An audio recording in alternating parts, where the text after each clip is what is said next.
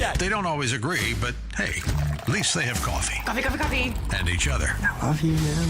Welcome God back help to the us. Jeff Lord and bless Bill him. We need all the help we Show. can get. It is Now here's 8 Jeff a.m. Hunt. in Mile High City on this Friday, September 19th, 2025. Good morning, Denver, Colorado. You tuned in to Jeff and Bill. We are discussing this poll, Gen Z gender divide, big time between men who voted for Trump, women who voted for Harris, men who voted for Trump, putting having children at the top of the list of how to define personal success. Gen Z women who backed Harris rated it second to last. They put having a job or career you find fulfilling at number one. Now, we've just kicked over a hornet's nest with regards to text messages, Yes, so I'm we going to have. do my best to get through of this. People want 9231 texting in. Curious to the other side of the coin, women who voted for Trump put having children at 6, so achieving financial independence at the top, but having children at 6. Men who voted for Harris putting children and being married down near the bottom along with. So if you're in the same political categories, they're generally pretty close to each other with regards to priorities. People pointing out to me, 9588, we've been telling women forever that your job is to cook, clean, and have babies. This is the female society fixing that bad message. Do you think it's a bad message? I don't think it's necessarily a bad message to cook, clean, and have babies. I think that's fine. I think the problem is this. Ordering your life around family development like that. I think there's nothing wrong with doing that. The problem is we have ordered our society where that is nearly impossible. We have ordered our society into two-income earners. And to have the woman stay home, cook, clean, and raise the babies, it needs to be a one-income earner. And that is not our society. And so we, in my opinion, we as a society have decided that women cannot make that choice because we have decided that a family cannot exist on one income. And that's unfortunate to me because I remember talking with college students and learning this early in life too.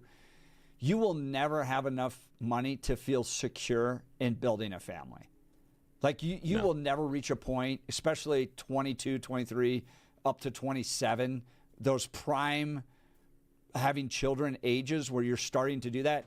You will never have enough money to go, you know what? Now's a good time. It is absolutely a leap of faith. 100% a leap of faith to go, you know what? We're just going to start having children and make that a priority. And what I have found time and time again is that God provides in the midst of that. And so I think faith has a lot of component to this. All right, let's get to the phone lines. Is it Matea? Yes, Matea. In Indiana? Yes, Indiana. Calling all the way from Indiana. This is cool. Awesome. Good morning. Good morning. Thank you for having me on. Jeff, I actually met you in Washington, D.C. a couple of times in previous years, but I wanted to call because I saw you were live. And this topic gets me going because I am a woman in her 20s. I am conservative, and I'm very outspoken about the family, so I thought this was great. I do believe at the core of this, because I've talked to women at the United Nations, I've talked to women in governments, I've talked to activists, and every single time older feminists tell me, go pursue family, pursue that life, reject the lie that materialism is the be-all, end-all, because we've traded this transcendence and this legacy building, which nowadays is like demeaned and diminished in societies, from politics all the way to messaging, popular messaging, to our entertainment and everything else in between.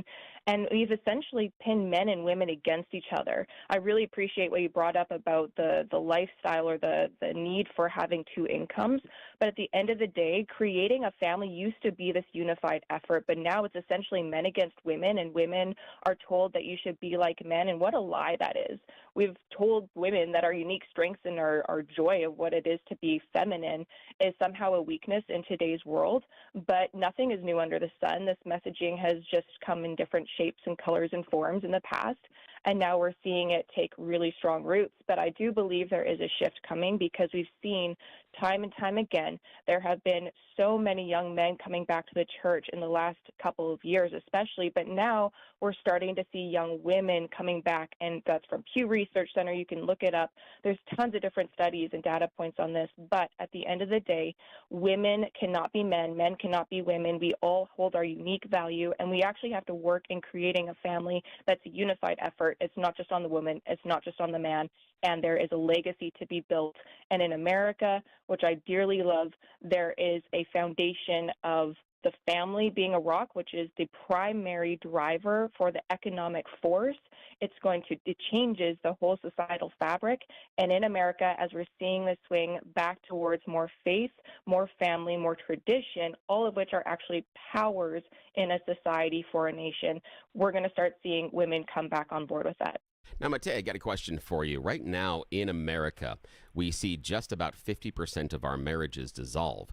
Part of the reason that women were encouraged to get into the workplace was decades ago when those marriages dissolved, those women had nothing. They had been home, they had taken care of the kids, and now they are cut loose.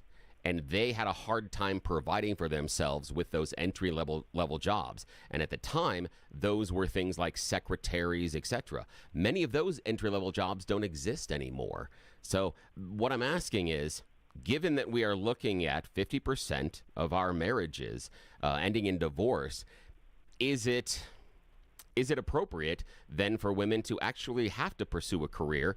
Because if they decide, as you do, as you talked about, building the foundation of the family for society, if that tears apart for whatever reason, they don't have any marketable skills and now they are at a tremendous advantage. Is this a sort of a self-survival mechanism, in your opinion? It could be. It definitely could be. And I just want to gently push back on that 50% because when you look really deep into that specific data, because that number has been thrown out there like nothing else, and I completely understand, but those are marriages that do not have faith at the core. When you see faith at the core, those numbers dramatically drop. Now, that aside, I do want to state that for those women, we live in America. This is the entrepreneurial dreamland. There is always a way to make money. Where there is a will, there is a way. And women, time and time again, we are resourceful. That's one of our great powers, is actually being so resourceful.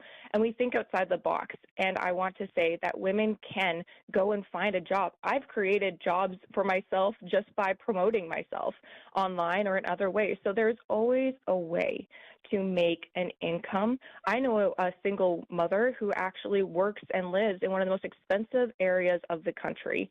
She has 3 children. Her husband left her, and she's making it work and actually succeeding. But she put her nose to the grind, and she did it for the sake of her children. And she's about to get married again. Wouldn't you imagine that? And it's to a faithful man. So I don't believe that there is any barrier to a woman succeeding in America. It is up to us. Yeah, you got to work hard for it, but I don't believe that there's a barrier to us today. That's Matea joining the conversation. Text messages, by the way, 9310 saying, wow, this young lady knows her stuff. We should have her on the show more regularly. And then 9722 going, wow. This caller is wow. Well done, Matea. Thank you so much for your time this morning. Yeah, thanks for the time. We'll get to Tony. We'll get to Dwayne next. Now it's time for News and Comment with Blake Olson. Blake Olson. Blake Olson, News and Comment. Good morning, TGIF. 50 and sunny outside in Denver, expecting a high of 79 today. This portion of the news sponsored by Pastor Camp Heating and Air Conditioning at 303-777-1234 to learn more about special savings opportunities on Lennox equipment. Our top story.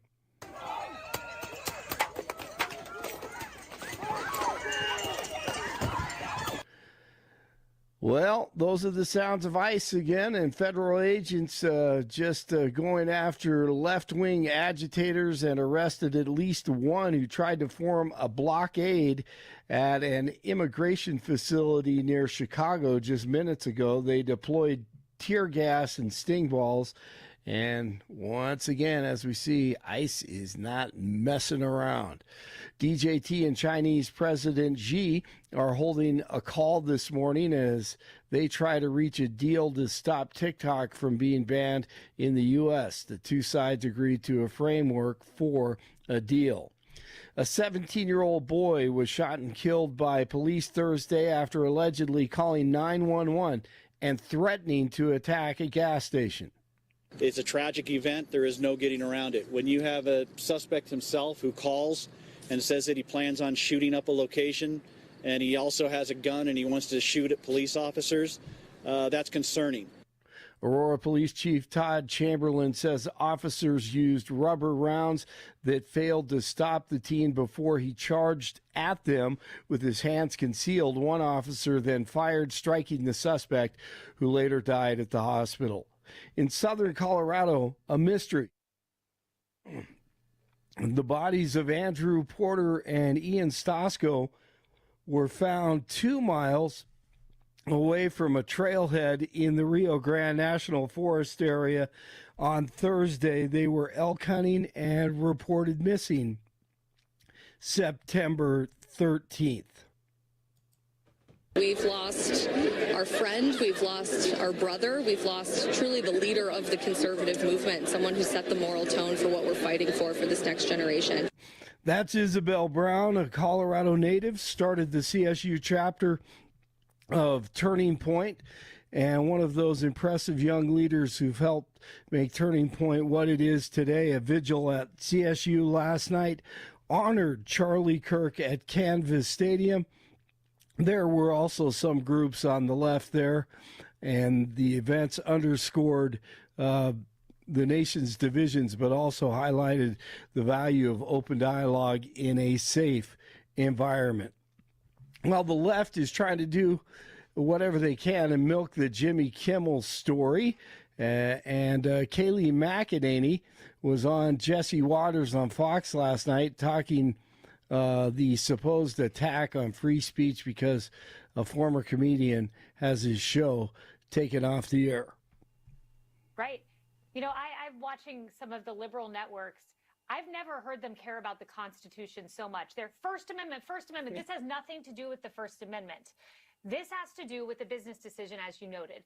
And for all the concern about the First Amendment, I mean, they're apoplectic, Jesse. What about all the amendments that Charlie Kirk lost? Because Charlie Kirk has no amendments right now. None. And the outrage I see over Jimmy Kimmel, I wish I would have seen that for the death of a father and a husband who should still be here. Yeah. And Rashida Tlaib, she should have her show canceled. Her act has grown tiresome. In a committee meeting, her time was up, and then she goes ballistic on Florida's Byron Donalds. Will the gentlelady yield to a question? Yeah, I think it's really important. Will the gentlelady yield? No, I don't yield. I don't even have time. I can tell you. Your time's expired. It is expired, but Mr. Chair, but you all live here, and you're not telling people the beautiful parts that you do see in our nation's capital. And no, it's just wrong how we're doing it. Chairman, I think it's insane that the gentlelady doesn't have an argument, but she's going to refer to me and some of my colleagues. We were from the Third Reich. This is insane. It's insane. It's insane. It's insane. Do I look like a member of the Third Reich to you, Ms. Tlaib? Is that what I look like to you? You're the one taking your voting Is that what you think? Is that what you think? Is that what you think? No, that's unethical. I think it's radical and I think it's insane. And I'll respect everything that you say. But to say something like that to myself and a lot of my colleagues is way out of line. It's way out of line. It's way out of line. Regular order, Mr. Way out of line. Regular order. That's okay. But it's okay, right? That is not how it goes. It's okay, right? You hold yourself accountable before you talk about Hold myself accountable. Hold your own self accountable. How about that? Killer Mike. Killer. The louder she yells, the closer she gets to the mic. It's beautiful. So where was this? This was at a committee meeting on Thursday, and Donald's, I think, was the committee. So that's Byron. Yeah, that's Daniels. No, Donald's. Yeah, Donald's, from Brian running for governor of Florida, I think, right? And she went over her time. They warned. They let her know like 2 or 3 times, and she just kept on going. And who is that lady? Rashida Tlaib. That's Tlaib. Yeah, that's Tlaib. Yeah, she's out of her Tlaib mind. I'm responding. Heidi Canal just posted about what happened up yesterday. Just keep putting these people up, man. Just keep putting them up. Absolutely. The Destiny dude up at CSU, Talib there. Just go, man. We'll keep winning elections. No doubt. I just talked to my son a few minutes ago, and he was telling me about the Destiny. He had no idea who it was. He was like, this guy. He's like, I couldn't believe what he was saying, and how he reacted to things. It was pretty amazing. So interesting. All right, the football weekend is underway. Bills beat the Dolphins 31-21. College football Saturday tomorrow. WYO at CU at Folsom Field. Boise State at Air Force. And Texas San Antonio at Colorado State at Canvas Stadium. And UNC at Houston Christian. 48 in Westminster, 49 in Lakewood, 50 in Denver. Jeff and Billy continue. Blake Olson, News Talk 710 KNUS. Very pleasant September weather for Denver in the Front Range today, tomorrow, and as we head on into the weekend. Temperatures will be 70s today and sunny, 75 to 80 and sunny on Friday. Will be around the lower to mid-80s for the weekend. The weekend might bring one or two isolated thunderstorms. Weather's a service of L&L Heating and Air Conditioning. For quick, trustworthy, and dependable service, call L&L Heating and Air Conditioning at 720-851-1691. Visit them online at bestdenverhvac.com. You'll be comfortable with L&L. Meteorologist Don Day in the 710 KNUS Weather Center.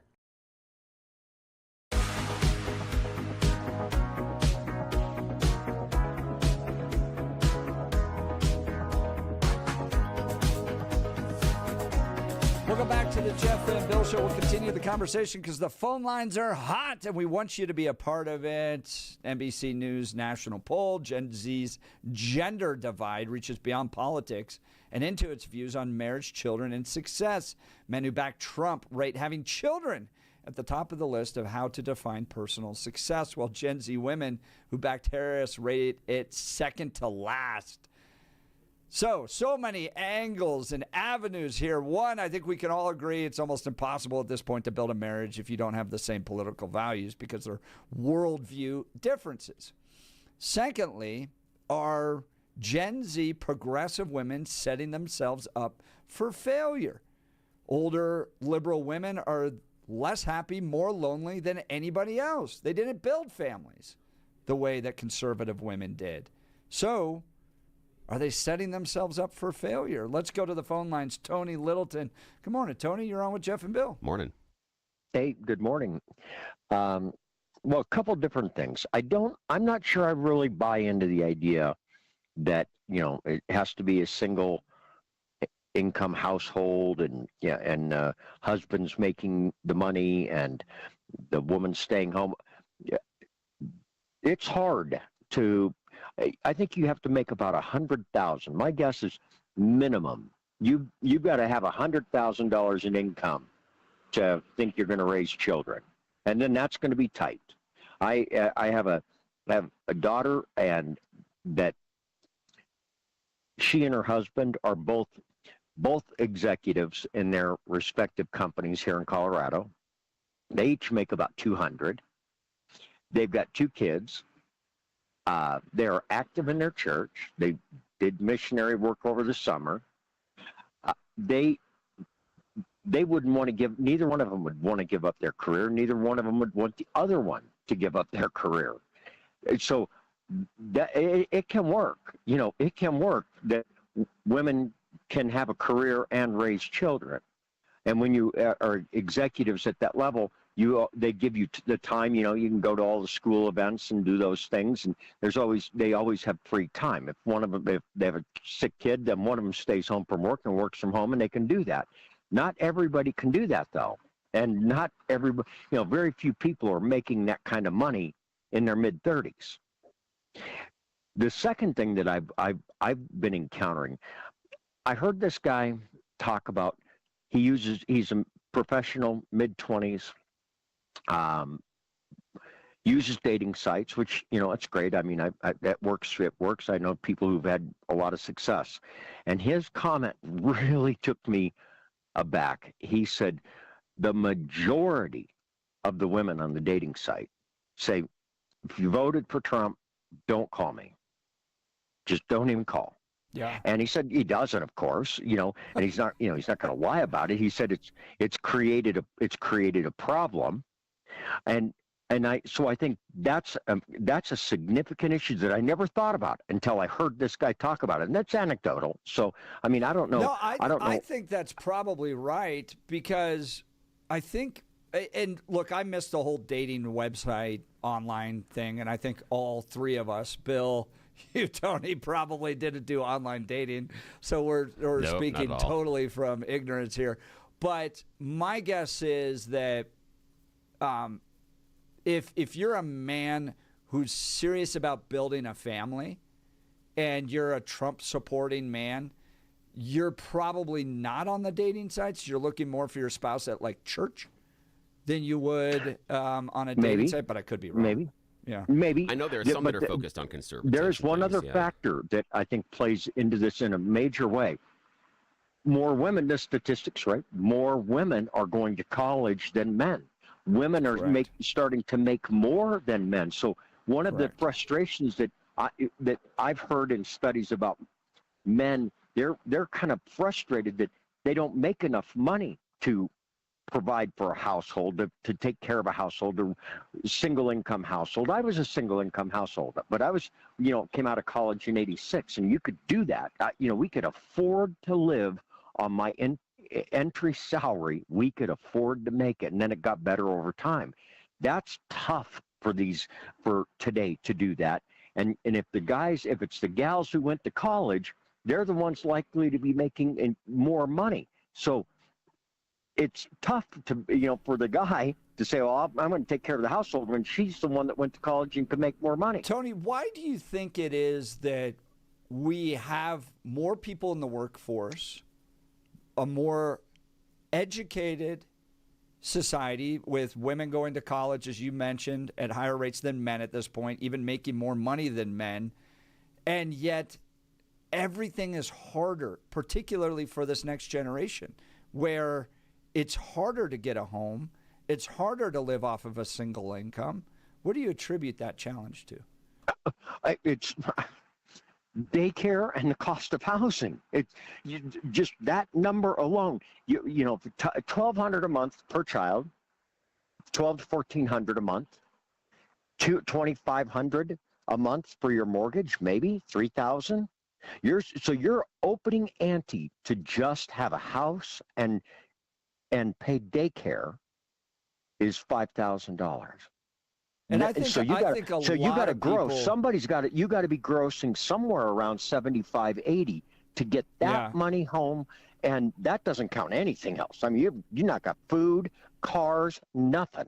And I know, That's why I know a lot of families, like our family did too, the math, where you sit down and you just go, well, with so much money is going out the door with regards to childcare, and plus now that other people are raising our kids and putting their values into our kids, that I think a lot of families do the math and just go, well, it's better to have mom at home full time, or at least as close to full time as possible, if you can, and the husband can have an opening ante of around $80,000 to at least 80.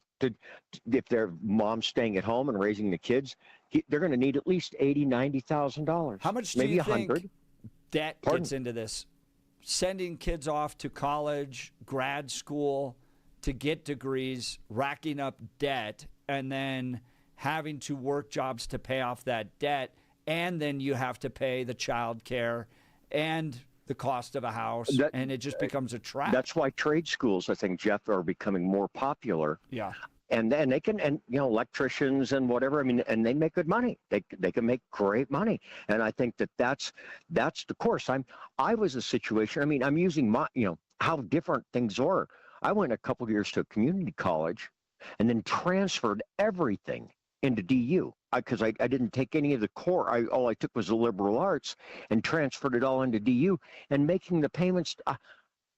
That was never even a difficult payment. Right. I paid my way, and I can't even remember.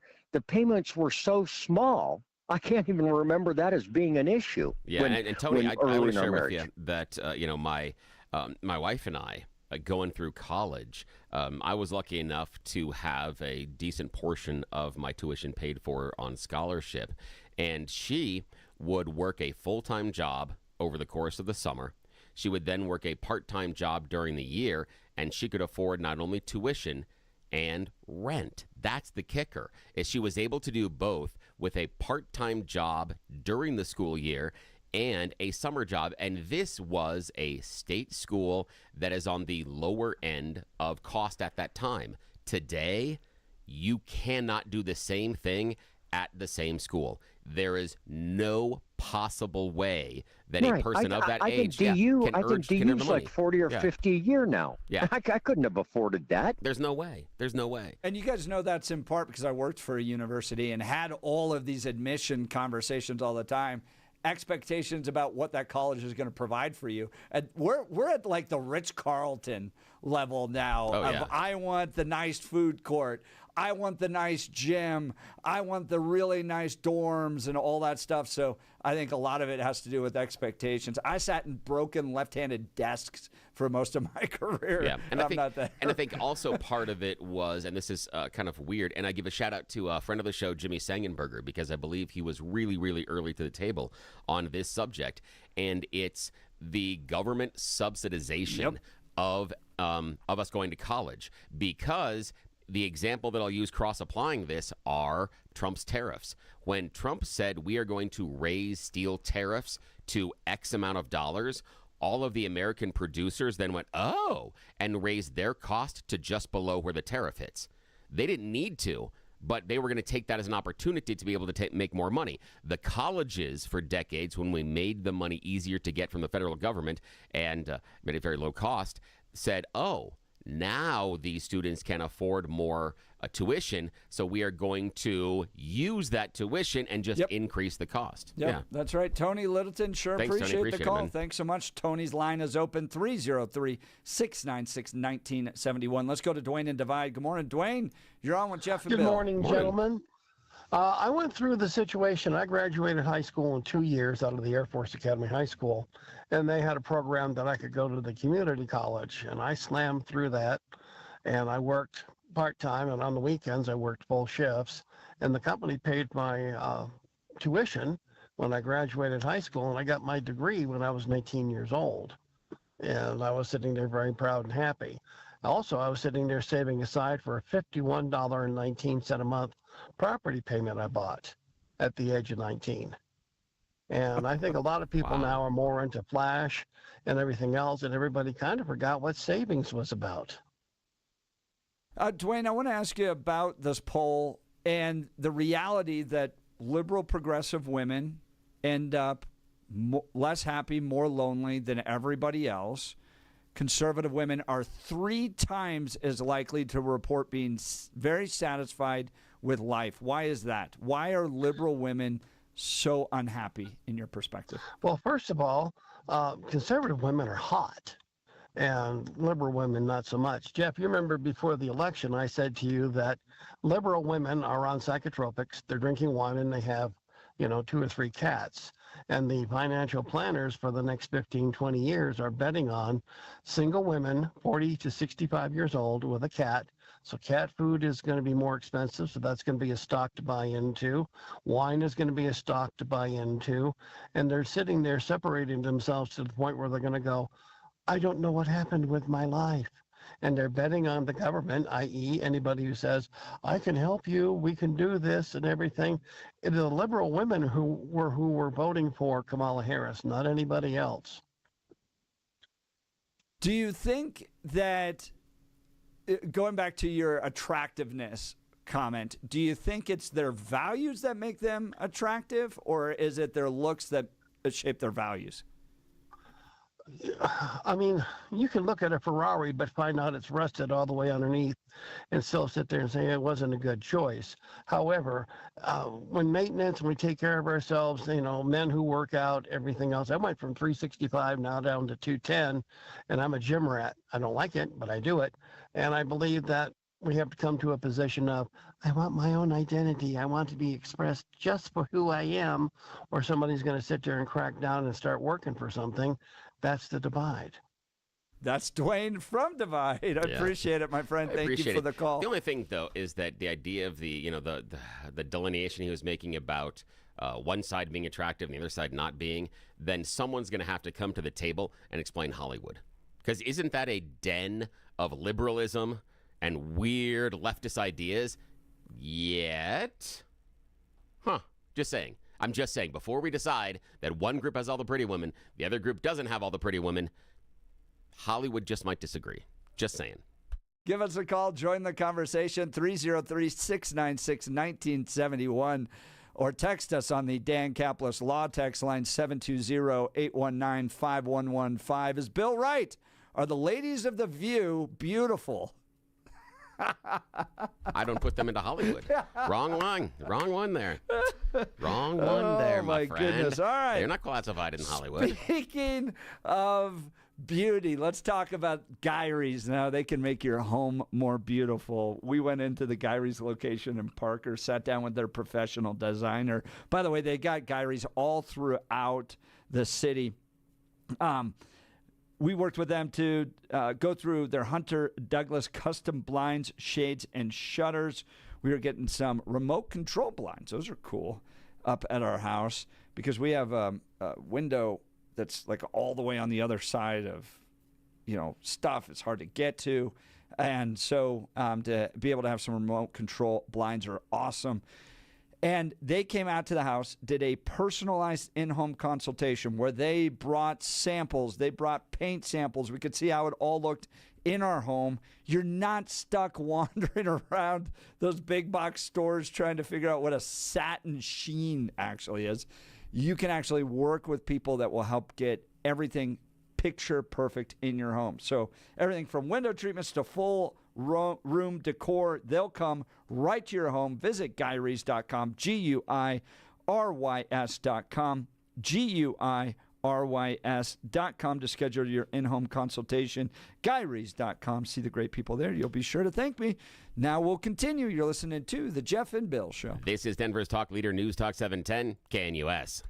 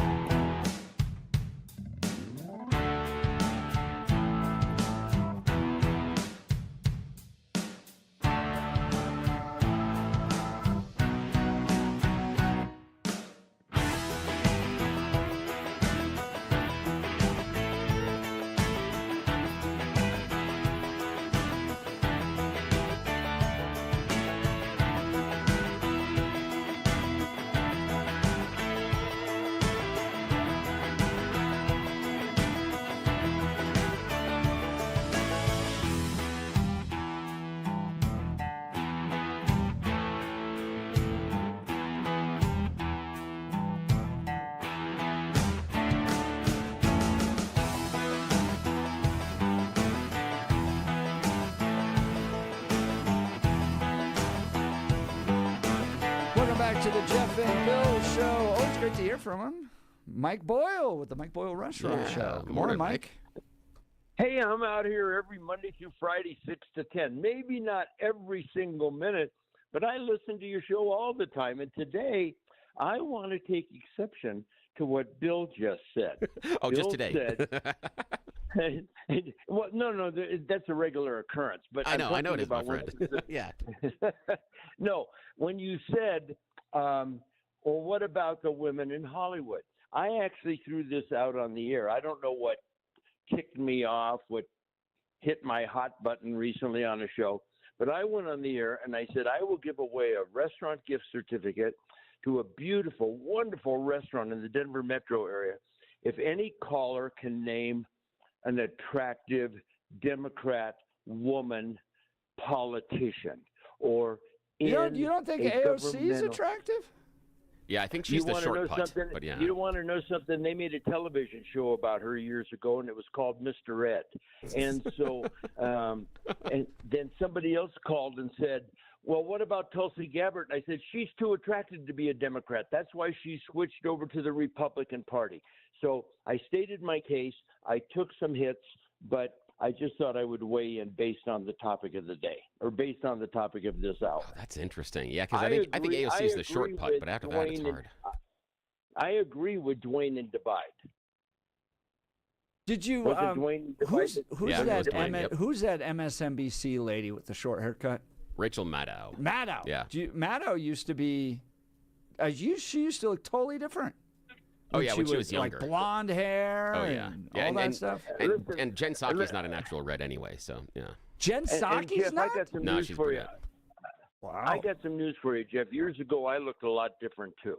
So I'm not I'm not using is my contention that the unattractiveness is not necessarily God-given. It's not from birth.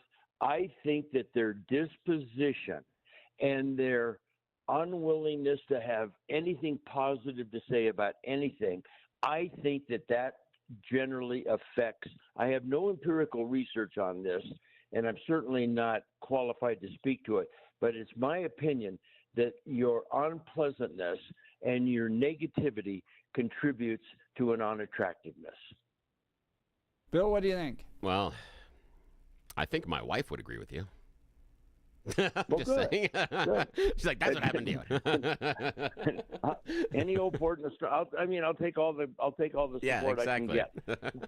But when you think about it, when I recall the hearings on that BLM woman that had turned in, she'd been involved in driving spiking trees up in Idaho and stuff like that. And I just looked at those people, and you looked at their old high school graduation picture. You looked at their college class picture, and you say, well, yeah, I could see maybe going for that when I was in school. But then there's something that they evolve into this snarling, just unattractive scowl, person. I believe that. Here's 0459 texting in. Liberal and conservative women are equally attractive and confusing. Liberal women tend to look exotic but are less interesting, while conservative women's prudishness makes them interesting and somewhat exotic. What do you think, Mike? Well, you know what they say about opinions. I don't agree with that. I think that it's a cliche. I think it's nice to say we're all God's children and we're all attractive and so forth and so on. But I think that when you look at Republican, conservative, right-leaning people, generally they just are more attractive. They're more physically appealing. And I'm talking about guys and women. They just seem to have an exuberance about them. They seem to have an effervescence about them. That's just kind of what I seem to have found. Yeah, I remember that Dick Cheney, Karl Rove swimsuit edition. That was something special. I'm sorry, I had to throw that in there. Well, if you want to... Yes! Oh, my gosh. Hilarious.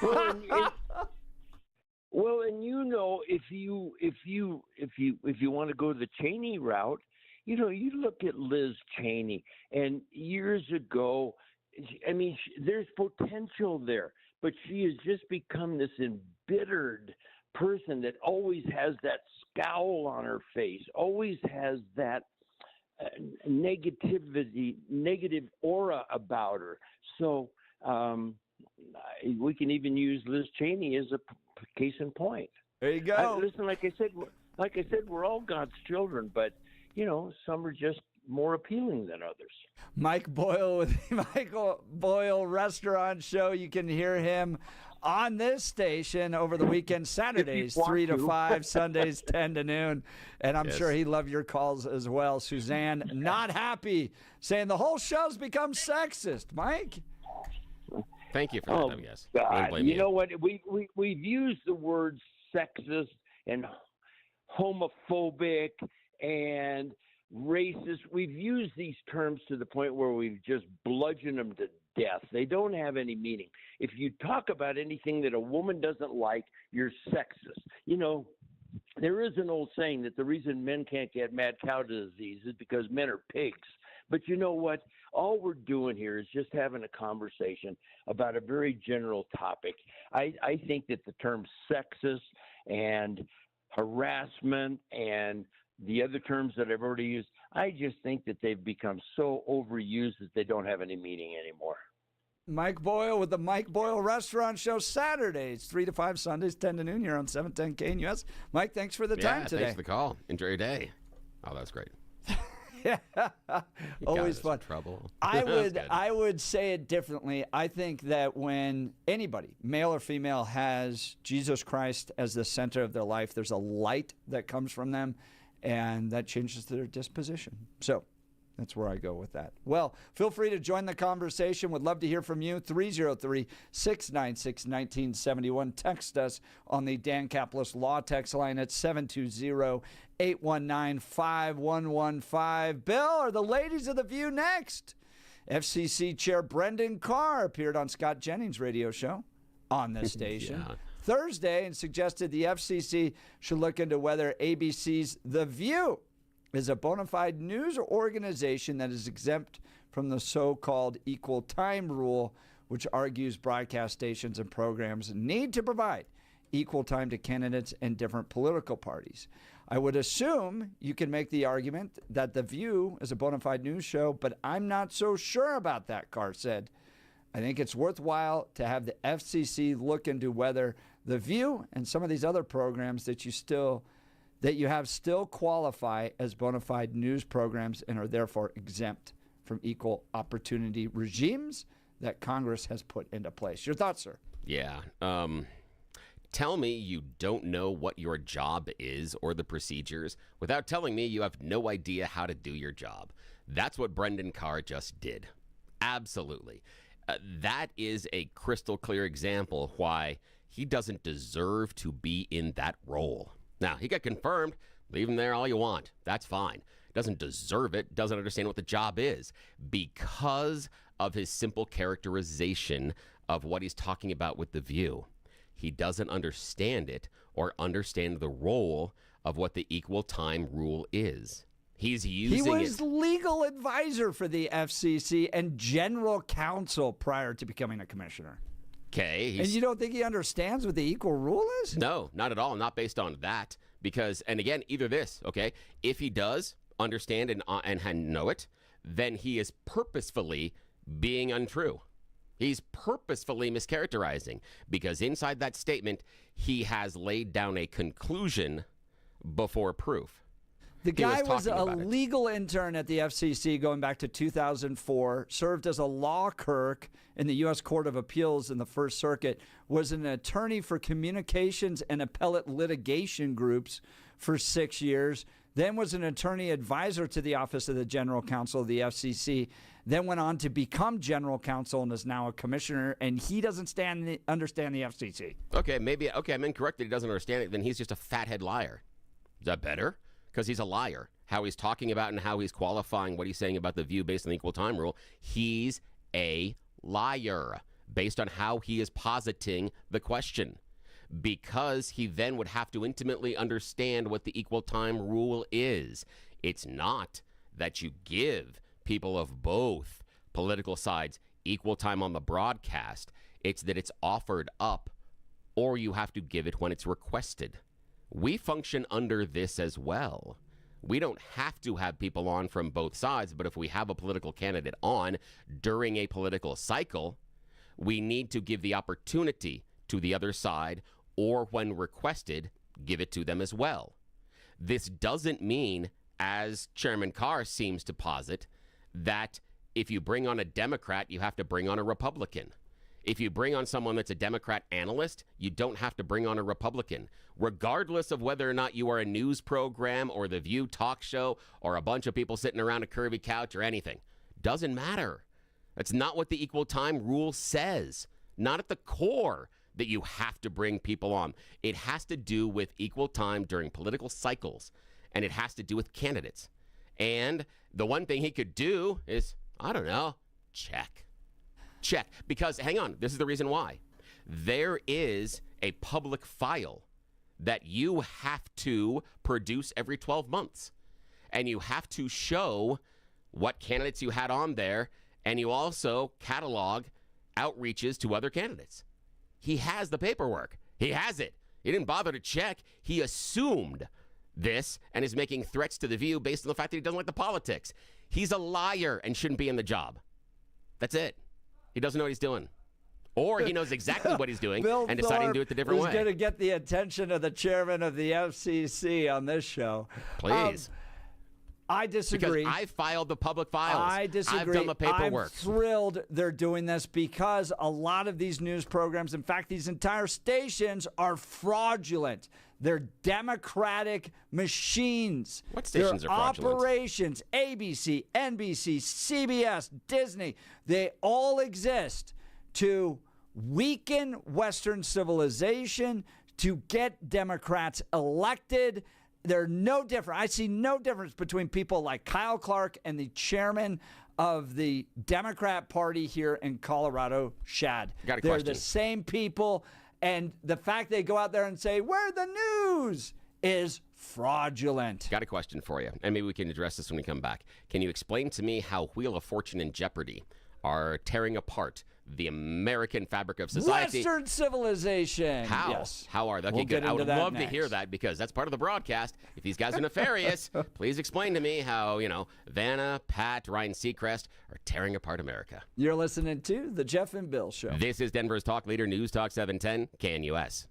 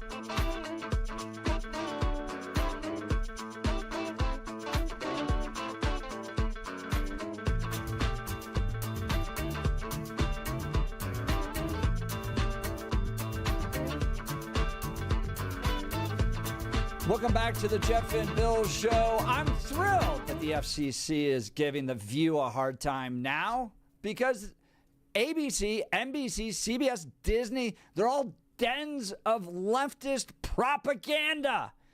And you want me to prove my point, Bill? Look at how they treated Pat Sajak when he started being a conservative. Oh, they talked about his tweets and his comments, and look who runs Jeopardy right now. Did ABC do it? Yes, and ABC. So the company, yes. company came out and said, "Look at Pat they Sajak, gave him a hard time. All the media gave him a hard time. Or was look it no? who Wait, or was it just Jeopardy. someone else? But look who runs Jeopardy right now. Yeah, it's who? easy. The guy Ken, whatever his name is. He doesn't he's run a it. Radical leftist. No, he's not in charge. He's the host. Exactly my point. Doesn't mean. They're all progressive. Their newsrooms are like 98% plus Democrats. Those darn daytime soap operas indoctrinating us as well. Yes, destroying the family. And those TV stations that run those. Go after all of them, Trump. Hour-long cell-phone programs. All of them. Yeah, I think you are. Yeah, I think you're not looking at the percentage of the day part that is devoted to news broadcasting, given the 24-hour cycle. If we were talking about something that's a 24-hour news cycle like a CNN or our Fox News, you might have something there. But given the limited amount of news broadcasting that ABC, NBC, CBS do on a daily programming basis, I disagree. They're all a stain on society. They're all trying to corrupt Americans, take down Western civilization, and get Democrats elected. And then they go out there and claim, we're news companies, we're entertainment companies. Nope, Trump, go, go, go. Take them all. Take them all. That's what I have to say. It's interesting to see how quickly, when you get to, again, pay the band, how you demand what tune is played, and all of a sudden the whole idea of competing ideas and free speech doesn't exist anymore. Despite the squealing like little stuck pigs during another administration, squealing about not having a voice, and now we got to teach them a lesson and take away what they can say. Wow, it's strange how the tune has changed. Kyle Clark, get ready. Get ready. Next star, next gen, next star, whatever. They're all coming. It's all coming to an end.